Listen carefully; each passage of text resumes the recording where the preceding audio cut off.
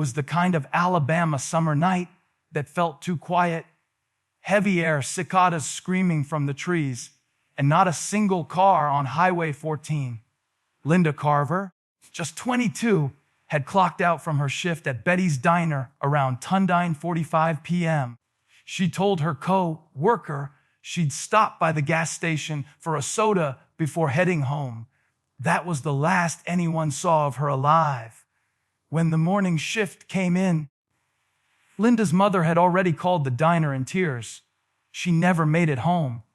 By sunrise, her blue Chevy Nova was found idling near the old iron bridge that crossed Miller Creek. The headlights were still on. The driver's door stood open, like someone had stepped out mid-thought. Inside the car, her purse was missing, but her wallet and a half-finished cup of coffee sat in the console. The passenger seat was reclined, and faint smudges of dirt streaked across the handle. Police searched the area for hours, combing through the brush and creek banks, calling out her name. But there was no sign of struggle, no footprints, no blood, just silence. Locals whispered that it looked too clean, like someone had known exactly what they were doing. Sheriff Dalton, the lead at the time, chalked it up to a runaway case, claiming young folks leave all the time, but the town didn't buy it, not Linda. She was kind, responsible, and engaged to marry a mechanic named Billy Rhodes that fall. She wasn't the kind to just vanish. Over the next week, the case grew stranger. Residents reported hearing screams by the bridge around midnight, but no one called it in. Just kids, they said. A fisherman swore he saw a man sitting in Linda's car earlier that night, wearing what looked like a county deputy's jacket. The sheriff's department dismissed it as rumor, saying no deputies were on duty in that area. Still, the story stuck. Parents started locking their doors early. The diner closed an hour sooner, and just like that, Maple Creek, a town where nothing bad ever happened, began to feel like the kind of place where something dark was hiding in plain sight. For nearly 40 years, Linda Carver's case file sat in the basement of the Maple Creek County Sheriff's Office, buried under stacks of outdated reports and water-stained folders. The file box was mislabeled. Missing persons, 1979-1983, which meant no one had looked at it in decades.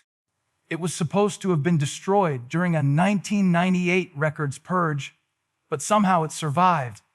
In 2024, a young detective named Evan Miller, new to the department and eager to make an impression, was assigned to digitize old files. Most cases were routine: petty thefts, runaways, property disputes, until he found Linda's name. The folder smelled of mildew and dust, but when he flipped through it, something caught his eye. Several pages were missing, torn out clean, as if someone didn't want them found. As he dug deeper, Miller discovered an evidence envelope tucked between two unrelated reports. It was unsealed, marked only with faded ink that read, Carver, personal effects. Inside, among a few brittle photos and a diner NAMA tag, was a Polaroid, its surface cracked, the edges curling from time. In the photo stood Linda Carver, smiling beside a man in what appeared to be a sheriff's uniform. The strange part: the patch on his shoulder didn't match the Maple Creek Department's design. It was off by just enough to look wrong. Miller scanned the department's records for that year, checking every deputy's ID photo. Nothing. No one matched the man standing beside Linda. When he showed it to his supervisor, the older detective just frowned and muttered, "That's impossible. That uniform hasn't been used here since '72. That night, Miller couldn't shake the feeling that someone, somewhere, had intentionally hidden that photo He started cross-referencing Linda's case with other disappearances from the late 70s, and the patterns were chillingly similar: young women, rural roads, and no witnesses.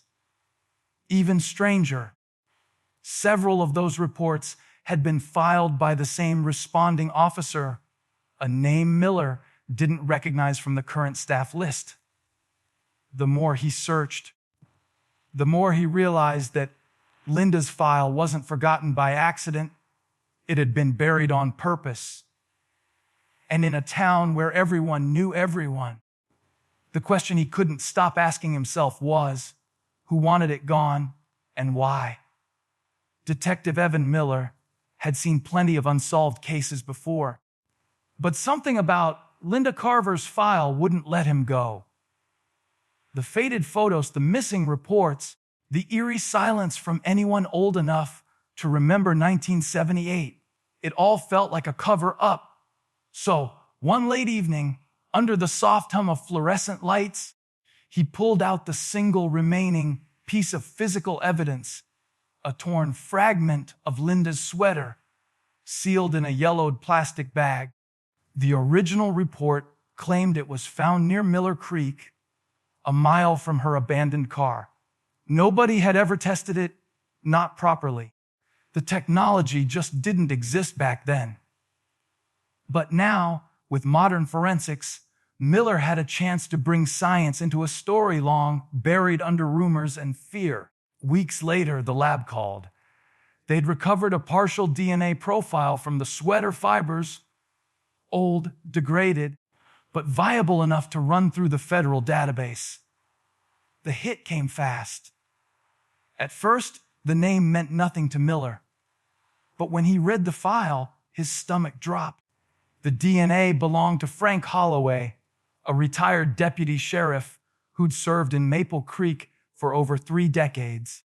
Holloway had retired a local hero, Sunday churchgoer, family man, even volunteered as a little league coach. He was the kind of man people waved to at stoplights. But now, the data didn't lie. His genetic fingerprint was woven into Linda's last known piece of clothing. Miller double-checked the test, then ordered a retest through a second lab. Same result. No error. No contamination. When Miller brought the findings to the department's chief, the room went cold. Holloway had worked side by side with some of the town's most respected officers. Men still on the force today. Some refused to believe it. Others got quiet, too quiet. "You're stirring up ghosts, son," one of the older detectives warned. But Miller wasn't after ghosts, he wanted truth. He pulled Holloway's old personnel files. Spotless record, countless commendations. Still, there were strange notes, multiple transfers, gaps in his patrol history, and unsigned memos referencing off-duty patrols near Highway 14. Every clue pointed back to him, and the more Miller uncovered, the more it felt like Maple Creek's golden officer had been hiding something dark, something that science had finally dragged into the light. When Detective Evan Miller and his partner finally drove up to Frank Holloway's farmhouse, the air felt heavy, like even the fields knew something wasn't right. The house sat back from the road, tucked behind a grove of pecan trees, the paint peeling and the porch sagging under years of neglect. Holloway was 80 now, frail, living alone since his wife passed. When Miller knocked on the door, Holloway didn't ask who it was. He just opened it slowly, eyes glassy, as if he'd been expecting this visit for years. "You took your time," he said, voice rough and low. Inside, the house smelled of dust and tobacco. Faded photographs lined the walls. Smiling kids, church events, a lifetime of normal. But on the kitchen table sat a folded sheriff's uniform, neatly pressed, the old badge catching the afternoon light like a relic from another life. Miller slid the Polaroid across the table. the one showing Holloway beside Linda Carver. The old man's hand trembled as he stared at it. "Where'd you find that?" he whispered. Miller didn't answer. Instead, he set down the lab report confirming the DNA match. Holloway stared for a long moment, then leaned back, breathing hard. "You think I don't know what that means?" he muttered, eyes fixed on the badge. "I thought they'd lost that piece. I thought it was gone." His voice cracked, part guilt, part disbelief that the past had finally clawed its way back. Miller pressed gently, asking what happened the night Linda disappeared. Holloway didn't look at him. He just said, "She found something she wasn't supposed to. And back then, I couldn't afford anyone asking questions." For nearly an hour, Holloway spoke in fragments. Not quite confessions, not quite denial. He mentioned routes, deliveries, and people with money who made sure things stayed quiet. His words painted a picture of a small town smuggling network that had operated under everyone's noses, using back roads and patrol routes to move cash, goods, and sometimes worse. Linda, working the late shift at the diner, had seen one of those handoffs. She wasn't supposed to. Holloway said he confronted her that night by the bridge, hoping to scare her into silence. But when she threatened to tell the sheriff, something in him snapped. He didn't elaborate on how or when, only that it was fast and not planned. As his story unfolded, the sound of the old wall clock filled the room, ticking louder and louder, like the heartbeat of a truth that had waited 46 years to be spoken aloud. When word broke about Frank Holloway's arrest, Maple Creek fell silent in a way no one had ever heard before. The man they'd once trusted to protect them, the same officer who'd led the town's safety parades, who gave out candy at Halloween, was suddenly in handcuffs. Local news vans lined Main Street, their cameras flashing against the old brick courthouse as reporters shouted questions that no one dared to answer. In the diner where Linda once worked, the same red booth still stood, but the laughter was gone. People whispered instead, speaking in half sentences. "Did you hear what he said? Oh, 46 years. Can you believe it? I let that man into my house." The community wasn't just shocked. It was betrayed. Everyone in Maple Creek had known Holloway. Some had even called him Uncle Frank. Now, every memory felt contaminated. As the investigation deepened, more unsettling details began to surface. Old case files were reopened. Retired deputies were called back for questioning. There were murmurs that Linda's case might not have been the only one, that the sheriff's department had quietly dismissed similar disappearances through the late 70s and early 80s. People started to wonder how much of what they believed about their small, peaceful town had been a lie. Local churches held vigils for Linda's family, while others prayed for Holloway's soul, unsure which side of the story they even stood on. Reporters from across the state descended on Maple Creek, digging into records that hadn't been touched in decades. What they found made it worse. Missing evidence logs, falsified reports, and signatures that didn't match. The cracks in the system ran deeper than anyone wanted to admit. Still, the most haunting part wasn't the crime. It was how close it had always been. People replayed moments in their minds, seeing Holloway at the grocery store, helping neighbors with yard work, standing in the back of church with his hat in his hands. No one had ever questioned him. Maybe they didn't want to. Maybe that was the point. Now, with every secret spilling out, Maple Creek didn't feel like home anymore. It felt like a stage built on half-truths and forgotten sins. And as reporters packed up and the lights faded from the courthouse steps, one question lingered in the humid Alabama air, quiet but heavy. If the man everyone trusted was capable of this, what else has been hiding in plain sight all these years? Months after Frank Holloway's confession, Maple Creek tried to move on. But some things don't wash away easy.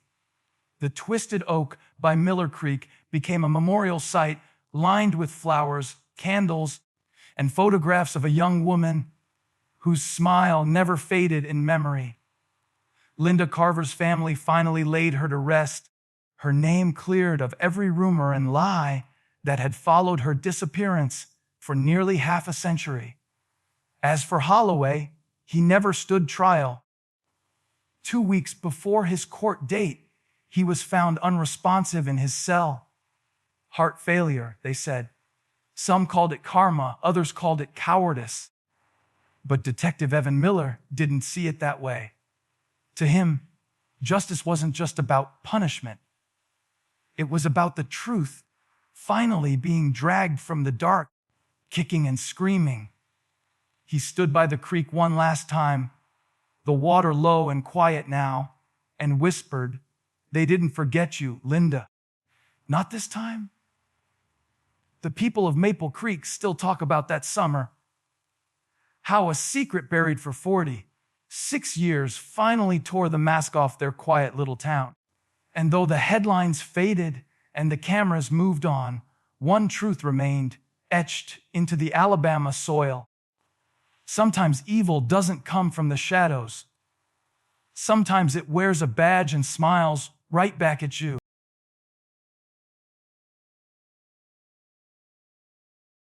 If you liked this video, don't forget to hit that like button, share it with your friends, and drop your thoughts in the comments below. Most importantly, subscribe and hit the bell icon so the next secret finds you first.